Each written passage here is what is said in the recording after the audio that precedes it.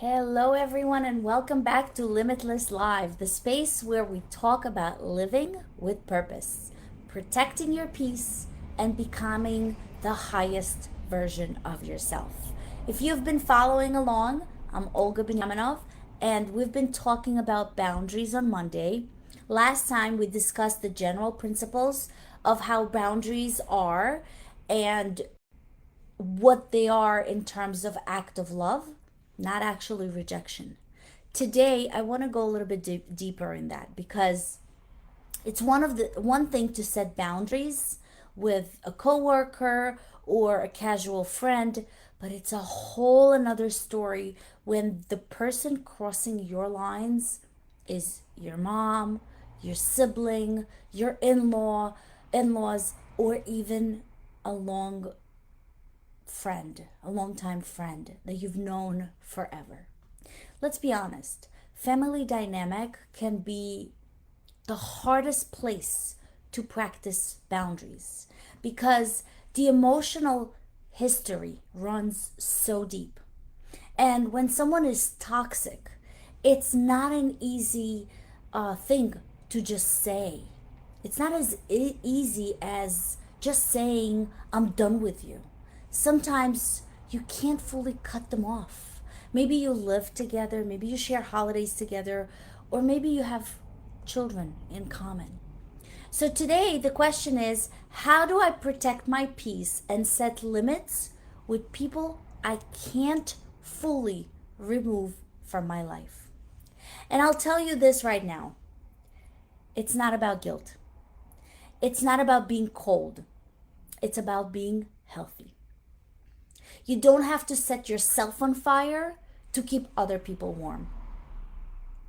And I want to start first with defining what it means by toxic. We'll talk about toxic relationship, but it's not really talking about one disagreement. We're talking about a lot more than just one disagreement. It's not about your aunt making a weird comment at Thanksgiving. This is not toxic. I'm talking about patterns. I'm talking about repetitive behavior that are so harmful, that are so draining and disrespectful. And it could look like something like guilt tripping. Someone that can say, after all I've done for you, or someone who dismisses your feelings by saying you are so sensitive, or don't create drama where none exists. It could also be overstepping privacy. When someone is going through your things and asking invasive questions. And obviously, it could also be when you get constant criticism. The choices you make, the way you parent your children, the way you dress up, the way you look in your body, all of these are occurring situations. And these are toxic. Now, here's the thing, toxic doesn't mean evil. Sometimes it's people acting out of their own unhealed wound. And I said that before and I'll say it again. Hurt people hurt people. Maybe your mom grew up in a survival mode and she just projects fear onto you to not make the same mistake. Maybe your siblings never learned healthy communication.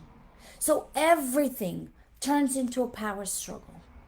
But, and yes, it's important, understanding their pain doesn't mean excusing their behavior. Whatever they've gone through and whatever the reason behind it doesn't give permission to do that towards you. And so, creating boundaries with your family members feels very hard. It feels very hard because it could be conditioning. Many of us grew up hearing family's everything, and yes, family can be a source of love and support, but that doesn't mean every family relationship is healthy. Another reason is obligation. We fear being called selfish, ungrateful, disrespectful. So we take that toxic relationship and abuse because we just have an obligation. And of course, history. The longer the pattern is in place, the harder it feels to change. If you are used to this type of behavior and you've been through this toxic relationship of comments and all of those things I've spoke about, it's so hard to all of a sudden say, hey, stop. You might also worry, what will people think?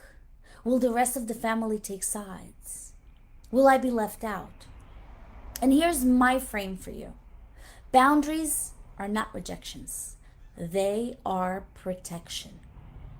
If you don't set them, love turns into resentment. And resentment slowly kills a relationship. So I want to give you 5 steps to create boundaries with toxic family members. Let's break it down to the crucial steps because I want you to leave here knowing exactly what to do. So step number 1, which I think is the most important step, is to name it. Identify your limits. Ask yourself, what behavior actually drains me? What behavior makes me feel slow or small or unsafe? What type of things make me not feel good about myself? Journal them, write them down, get specifics. Not just they are rude, but instead just write, they called me late at night, or they commented on the way I am parenting my children, or they showed up unannounced, or they criticized the dress that I wore that day. Anything that you feel uncomfortable with. And if you feel comfortable enough, type 1 limit that you now know that you need to set. Once you know what the limit is, step number 2 would be to decide the consequence. It's not enough to know what the boundary is. You now need to decide, if they do X, I will do Y. And really own it. Don't just say it. If they disrespect me, I will end the call. Now, when I say end the call, it doesn't mean you hang up on the person. That is disrespectful as well.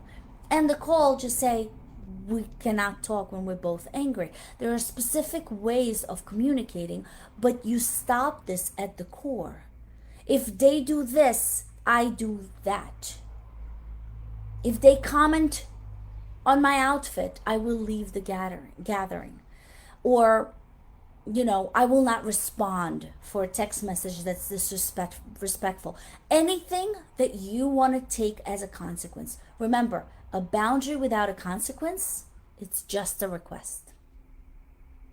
Now, it's not enough that you've decided what the consequence is. Step number 3 is to communicate it once, clearly, and calmly. And the way you do that, I'll give you an example of how you can do that. I value our relationship, but when you do specific behavior, I feel whatever the impact is.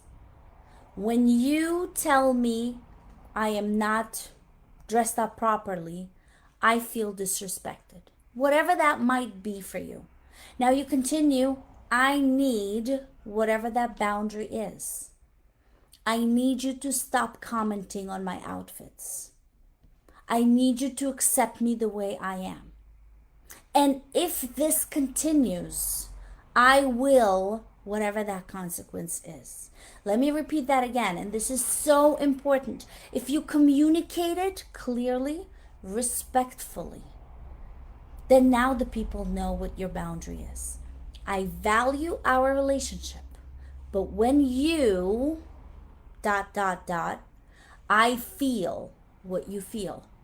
I need, specify the boundary, and if this continues, I will, whatever the consequence is. Now the tone matters. No yelling, no shaming. You are simply stated the facts. You're stating the facts. You're not attacking. They can defend themselves and they can say whatever they want, but you are clearly stating your feeling. You don't blaming. You're not saying you disrespected me. You say I feel disrespected. So the tone really does make a difference. And then step number 4, enforce without over explaining. The moment you start re-justifying yourself, you give them room to argue. You don't need them to agree with your boundary. You just need them to uphold it. You need them to know it, and you need them to respect it. There is no discussion about your boundary. There is no agreement to your boundary. Your boundary is yours. It is what you see appropriate. And if it is not something they agree with, so be it. And step number 5, reduce your exposure. Limit time together with people that don't honor your boundaries. Choose mutual settings for visits. Avoid emotionally loaded topics. If you know a certain topic will bring an argument, avoid it. You don't have to pick up every single call from the toxic individual. You don't need to reply to every text right away. Stay away. Create a boundary. When you change the rules, expect resistance, especially from people who benefit from you having no boundaries. You're going to hear things like, "Oh, you've changed," or "I guess I'm the bad person now," or even, "Wow, so you don't care about family anymore?" Guilt tripping, manipulation tactics, they're designed to make you feel guilty, so you drop your boundaries. But remember, their reaction is not your responsibility. One of my favorite tools is the broken record technique. You just calmly repeat your boundary. "I understand you're upset, but my decision is final." Sounds like a broken record when you repeat it again. They don't need to agree. There is no need to debate about what you find important to you. The more you argue, the more power you give away. Sometimes, despite all your efforts, nothing changes. That's when you ask, is this relationship still healthy for me? Low contact means you decide when and how to engage with individuals. You skip certain gatherings. If it means that you can't see that person, that means you can't see that person. You keep conversations very short and surface leveled. No contact is the last resource. When emotional abuse continues and your well-being is at risk, go no contact. Distance doesn't mean hate. It means self-preservation. So just to recap for you, identify your limits. Decide the consequence. Communicate clearly. Enforce without guilt, and protect your peace, even from family. The people who truly love and respect you will adapt. The ones who don't, they were benefiting from you having lack of boundary. And today, I want you to choose you. And drop it in the comments if you're ready to protect your peace, no matter who it is. Because you, your mental health, your joy, your future are worth protecting. I want you to remember something. You are not cold for having boundaries. You are not selfish for protecting your peace. You are not a bad daughter, a bad son, a bad sister, a bad friend because you refuse to accept disrespect. You are worthy of a relationship where you feel safe, supported, and loved without conditions. And sometimes the bravest thing you can do is to choose yourself, even if it means disappointing someone else. So from today forward, I want you to walk this truth.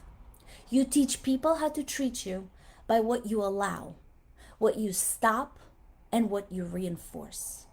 Protect your peace, guard your energy, and never apologize for choosing the life that you deserve. I will see you next on Monday in Limitless Live. And until then, shine bright, live free, and love yourself enough to say no more.